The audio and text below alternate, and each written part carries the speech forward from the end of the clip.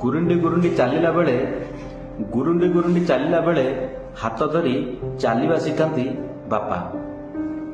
ଛୋଟବେଳେ ସବୁ ଅଳି ଅର୍ଦଳି ପୂରଣ କରନ୍ତି ବାପା। ନିଜେ